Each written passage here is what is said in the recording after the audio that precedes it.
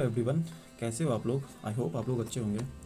तो आज मैंने ग्रेजुएट लेवल का 2025 वाला सेक्शनल मॉक लगाया था मैथ्स का, जिसमें कि मैंने 30 में से 28 अटैम्प्ट करा था और 28 मैंने सही करा और परसेंटाइल मेरा 89.04% परसेंटाइल रहा। और वो दो क्वेश्चन जो मैंने छोड़ा ना, चलिए वो क्वेश्चन मैं आपको दिखलाता हूँ। और ये रैंक मेरा इतना रहा। ये सब तो कुछ मैंने नहीं रहता जब तक कि मेरा 95% से ज़्यादा परसेंटाइल नहीं आए। हाँ चलो, फिर भी देखते हैं हम लोग आगे क्या होता है। सबसे पहला क्वेश्चन मुझे एक एवरेज से मिली थी। 10 खिलाड़ी का औसत स्कोर शुरू में 55 दर्ज किया गया था।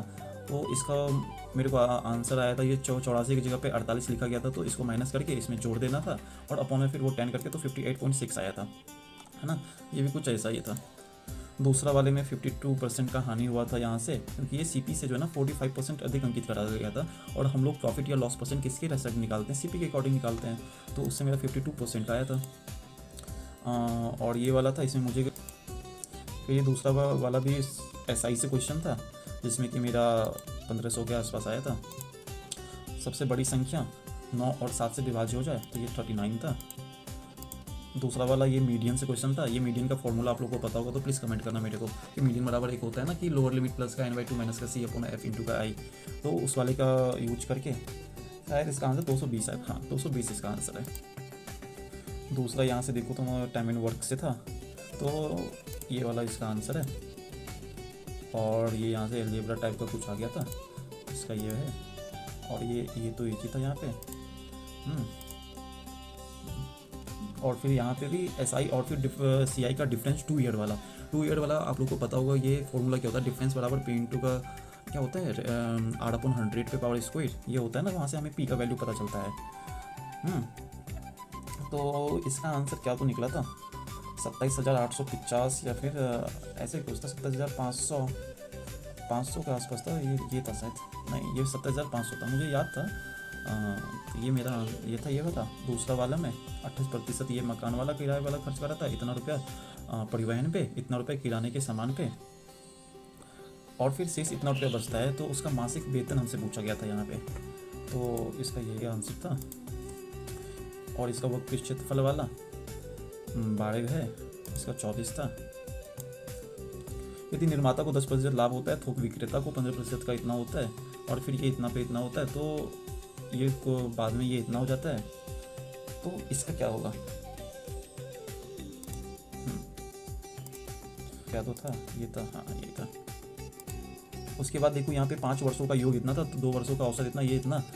तो इसका मैं मुझे आ गया था 200 के आसपास, 200 ही। इसका तो यहाँ पे 49 था। और ये वाला का, ये टाइम एंड डिस्टेंस वाला ये क्वेश्चन मैंने छोड़ दिया था, जबकि ये क्वेश्चन भी होनी चाहिए थी। कोई नहीं, नेक्स्ट टाइम इसे ट्राई करेंगे करने का। पहले इसके बारे में कॉन्सेप्ट वगैरह पढ़ लेते हैं एक बारी। तो 81.9% इसका आंसर था।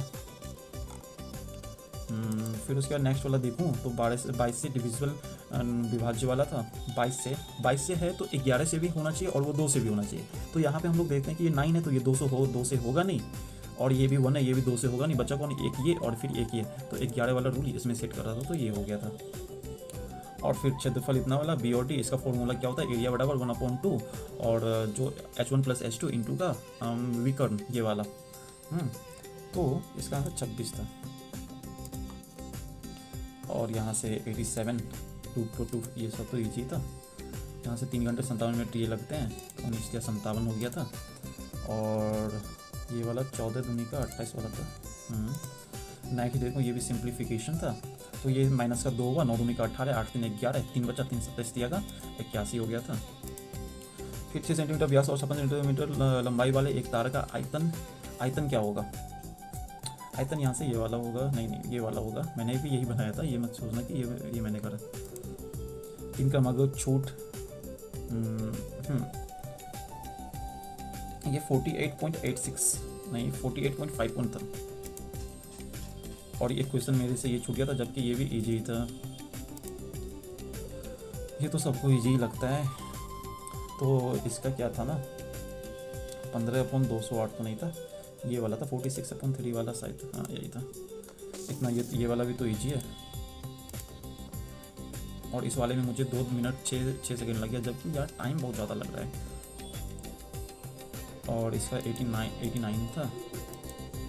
और इस वाले का 4/7। तो ओवरऑल मेरा ये रहा था 30 में से मैंने 28 करा। तो 28 का 28 मैंने सही किया। एक्यूरेसी चलो सही है, मानते हैं, मगर ये 30 में से 30 तो सही होना चाहिए था, है ना। चलो यार, मिलते हैं एक नए मॉक के सॉल्यूशन वाले में। तब तक अपना ख्याल रखो, पढ़ते रहो, मज़े से खुश रहो, पानी पीते रहो, मस्त रहो एकदम, है ना। चलो, thank you for watching guys, bye, take care.